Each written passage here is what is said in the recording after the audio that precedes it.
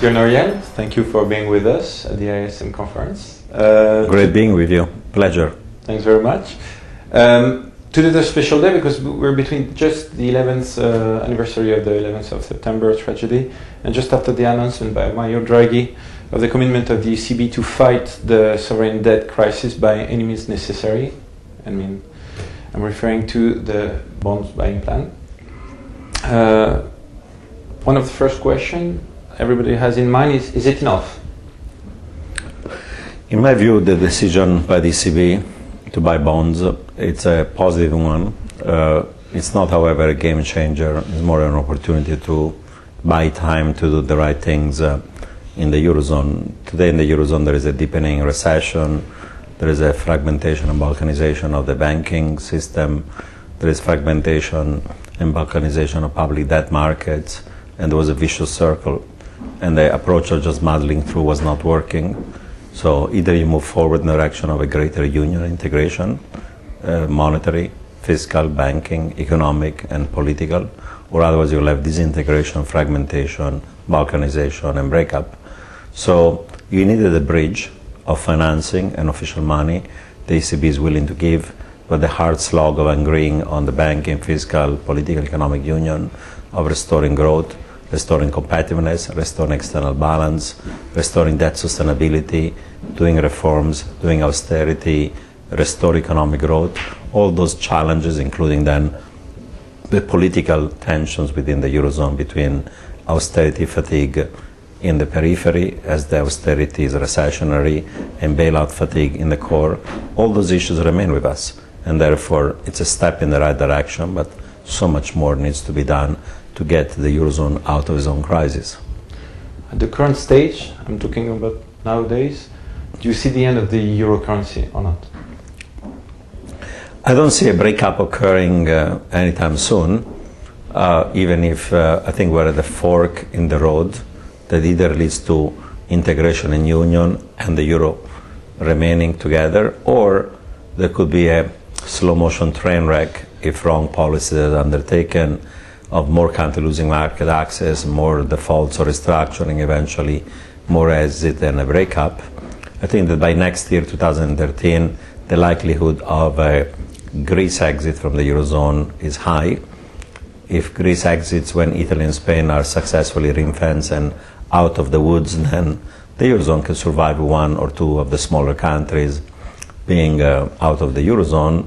Of course, Italy and Spain, being the third and fourth largest member of the Eurozone, are key to the maintaining the Eurozone. So far, I don't expect a breakup, but I think that over the next 3 to 5 years, the chances of things going wrong and a breakup occurring is a more than a third probability. The good news is only 1/3 and 2/3 of not breakup. The bad news is 1/3 is pretty high. Austerity versus growth politics. Is there still a choice? It's a bit of a strain. There need not to be a strain or a conflict, because if the austerity is too front-loaded and leads to a recession like now in the Eurozone, that makes, by the way, the deficit even larger. There has to be a timing of the adjustment on the austerity. Everybody agrees that eventually this country have to reach lower deficits and primary surpluses, but if you do it too soon, too fast, too front-loaded, in the short run, raising taxes, cutting transfer payments, cutting government spending has a negative effect on GDP because it reduces aggregate demand and disposable income. So paradoxically, if you front-load too much of the austerity, you make recession worse, then your deficit becomes larger rather than smaller, so it becomes self-defeating. So I think that you have to backload some of the austerity. You have to find a growth plan that might require public infrastructure spending, less austerity in the periphery, maybe some stimulus in the core, monetary easing, maybe a weaker currency. All those things would help so that you get austerity occurring while there is economic growth, and then the two things can go together. If you just front load the austerity, you don't do other policies that restore growth, there could be a conflict between the two. Let's now talk about the US economy. We know we have the November election coming up. What is your view about the US economy, and what is your view about the impact of the US election results? The US economy is growing only slowly, anemic. The latest job numbers confirm growth rates of 1.5%, maybe barely 2%. And by the end of the year, regardless of whether Obama is elected again or Romney, there'll be a potential fiscal cliff. I think that eventually they'll reach an agreement, but that's going to imply some spending cuts, some transfer payment cuts, some tax increases, whichever the agreement is, a fiscal drag of about 1% of GDP.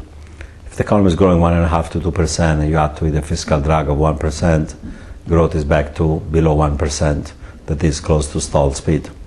Therefore, US is a fundamental problem, and even if you have just a small fiscal bump, let alone a big fiscal cliff, US could be closer to an outright contraction. So there are plenty of risk, and certainly political risk and the gridlock and the fight between Democrats and Republicans adds to the uncertainty in ways that is not positive for the markets. Obama versus Romney, what is your bet? I think that in terms of what's more likely to happen, regardless of whichever every individual view has on whether they prefer one or the other, currently it looks like Obama is more likely to win, in spite of the fact that the economy is weak. Typically incumbents have lost during times of economic malaise. This time around, more than Obama winning, might be that Romney is losing because he comes with a number of elements of personal baggage. It doesn't come across as being as straightforward. It comes across as being flip-flopping, a little bit of an elitist, and his choice of Paul Ryan, it means the debate that used to be on the economy and why there are not enough jobs is becoming now a debate on what's the right size of the government. And the Republicans are pushing for downsizing Social Security, healthcare, Medicare, things that are not necessarily that popular. So all in all, I think that in spite of the weak economy, labor market, Obama has an edge in terms of likelihood to win compared to Romney. What about, still about the US, but more with Middle East, do you see a conflict happening between other US-Israel versus Iran? If yes, with which probability? And if yes, again, which could happen to oil pricing and to the region? Well, starting with the last part of the question, if a military confrontation were to occur between Israel and US on one side and Iran, then there is a risk that oil is going to be blocked, that the Strait of Hormuz might be closed for a while or threatened to be closed, and just the pure fear premium of a conflict is going to lead to a spike in oil prices. Oil could go easily well above $150, even towards $200 a barrel. It could stay there for a few months if the conflict continues for a while. And that will be a hugely negative effect on the global economy. It could be a tipping point for another global recession, the same way in which the Yom Kippur War in '73, the Iranian Revolution in '79, and the Iraqi invasion of Kuwait in 1990 were triggers for a global recession. Now, I don't think that the war is going to occur before the US election. The US doesn't want it and can deter Israel. But after the election, since negotiations have failed, since sanctions are going to be tightened but maybe not to be effective, there's a chance that Israel is going to decide to strike on its own and or with the United States. The US have said that containment is not a strategy for the US, meaning allowing Iran get the bomb and then containing them through mutual assured destruction. So if containment is not your policy and negotiations and sanctions fail, then you have only one option as US to go and directly attack Iran. Not saying it's going to happen, but by next year, even short of a attack, just if the drums of war beat higher and stronger, just because Israel says we've been patient enough, and even the US says we've given sanctions and negotiation time and they failed, then even just the fear premium rising because of the possibility of a military conflict could push Brent prices to 130, 140, maybe even higher, and then crowd out global economic recovery because US, Europe, Japan, China, India, and many other countries are net oil and energy importers. So that will be a serious negative for the global economy if even the threat of a confrontation significantly increases further, say another 10 to 20% oil prices from current levels. Talking about Asia now, What is your view on China? The model of growth of China is uncoordinated, unsustainable, unbalanced. Even the premier says so. Too much net exports, too much fixed investment, too much savings, not enough private consumption.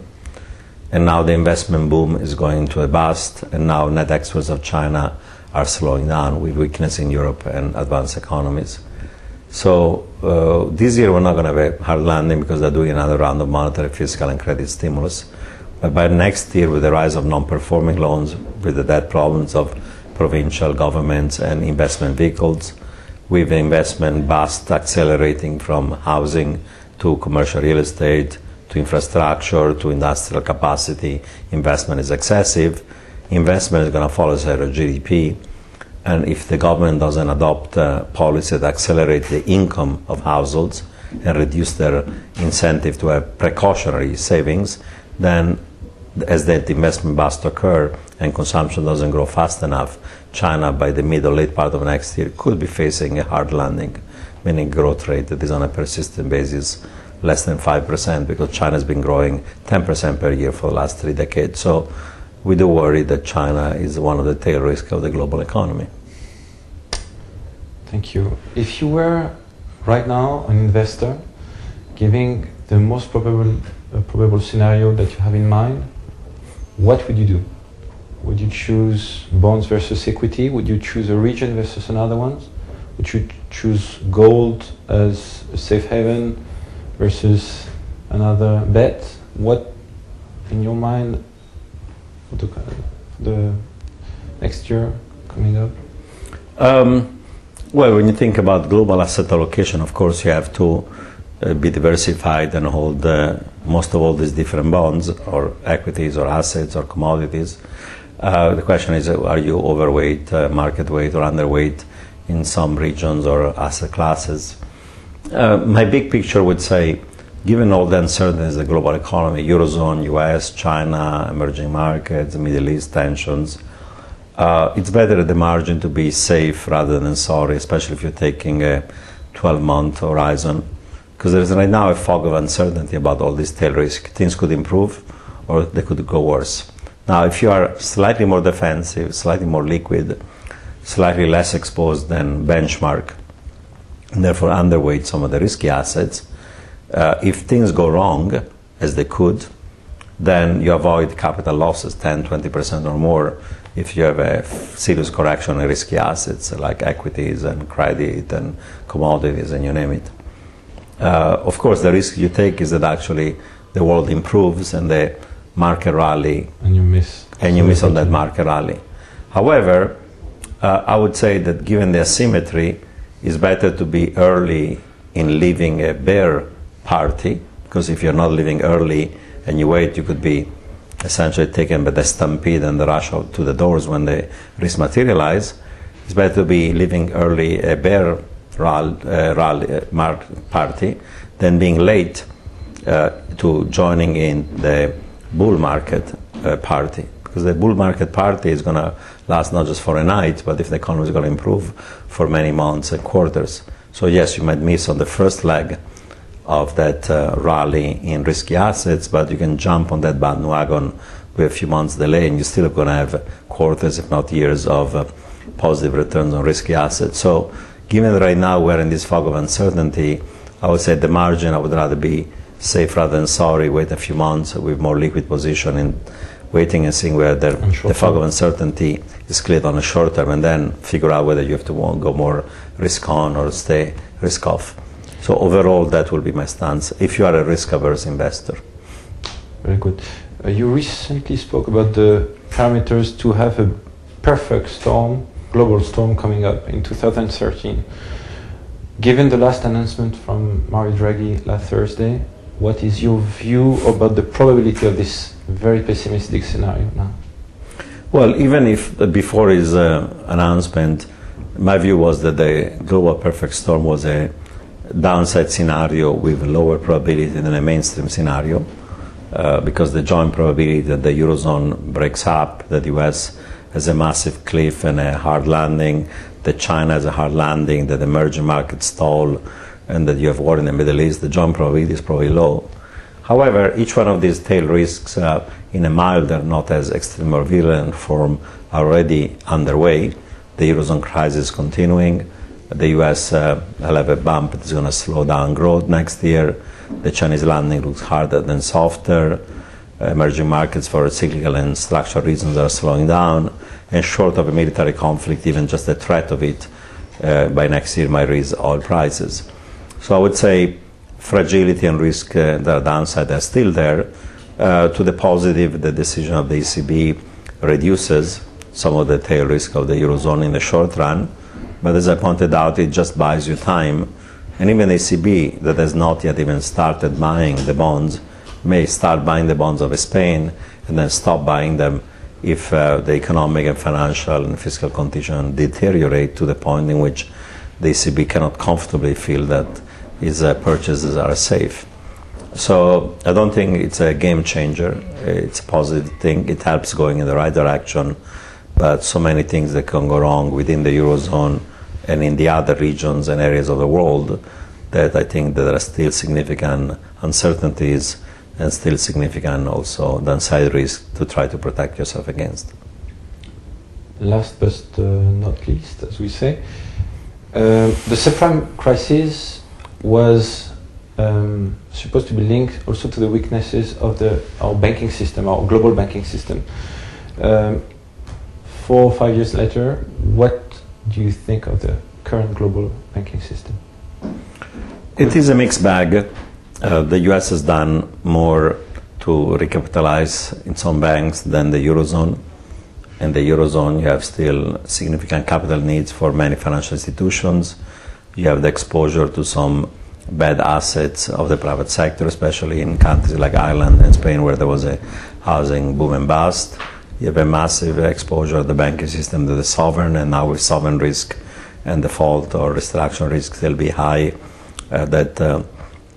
sovereign risk spillovers into banking risk. There's this balkanization of the banking system. There's this big challenge of what is the balance between regulating and supervising banks and financial institutions to the point that they don't have a systemic effect, but not over-regulating them so much in a front-loaded way that actually incentivates them not to provide credit. And there is a risk of going to one extreme or the other one. So it's still a very fragile global economy in which banks depend on the real economy and on their exposure to the sovereign, especially in the Eurozone, and therefore banking and financial fragility is still with us. And we'll see whether the various reforms, most of which have to be implemented, are able to prevent another financial crisis or not. Some people go as far as saying that we should go back to the separation between retail commercial banking on one side and investment banking that existed in the US before the repeal of the Glass-Steagall Act. There are lots of different views of what is necessary. So it's a hard slog to have an efficient, functioning, credit-creating financial system that is not too much into debt leverage and excessive risk-taking. Finding the right balance is going to be difficult. Do you see a risk of a replication of the subprime crisis we faced in 2008, or less? Well, the risk of something systemic, in my view, derives from probably the problems of the Eurozone. If you had a disorderly exit of Greece, that could be a shock, potentially close to Lehman. And of course, if you had a disorderly breakup of the Eurozone, that could be a shock that would be more powerful than Lehman. So of all the tail risk in the global economy, the one that can have probably the most systemic effects on the financial system probably is tail risk regarding the Eurozone. Thank you very much, Nouriel Roubini. Great being with you. Thank you for having answered to all those questions. Our clients will be very happy with those answers. Thank you. Pleasure.